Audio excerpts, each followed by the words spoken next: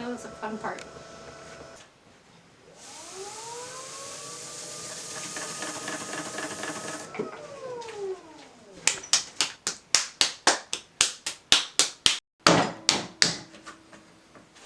I've grown a lot with my art and through my art.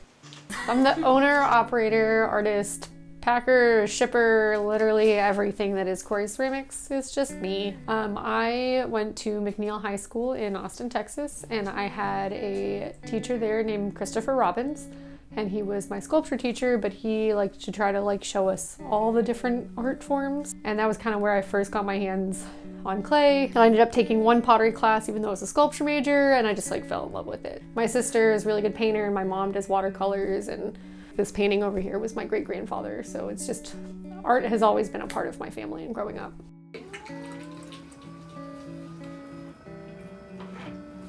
So I actually started doing watercolor pet portraits first. And then Greg, my fiance, was like, have you ever tried putting one on a mug? And I was like, no, I haven't. So I tried it and it just kind of took off from there.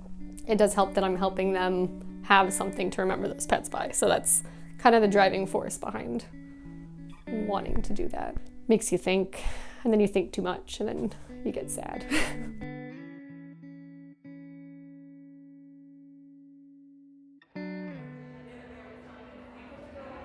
Having a lot of queer, gay, bi, lesbian, trans friends, and being on the queer spectrum myself, it's been something that I've just always been passionate about, and I have personal friends that have benefited from the Trevor Project, friends, trigger warning, but suicidal thoughts and things like that didn't have access to the means and ends that they needed to get the help, and the Trevor Project helped them. So it's always been on my radar to I'm a poor post-college artist, I don't have just money lying around, but if I can, take a little bit of a cut on a mug or planter or a painting and donate some of those proceeds to the Trevor Project, I'll make $10 less on this mug to be able to help somebody else that, my friends needed that help.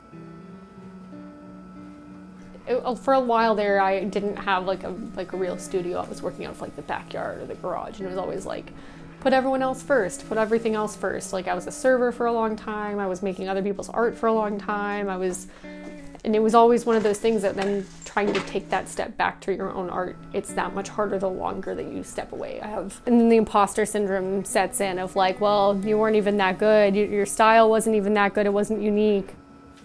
I'm definitely one of those people that just learns the hard way, and it's not fun, but if that's how I learn, that's how I learn. And so it really was taking 3 steps forward and 4 back a couple times. I think that was how I got to the point now where I'm okay, we've got a system, everything's working out.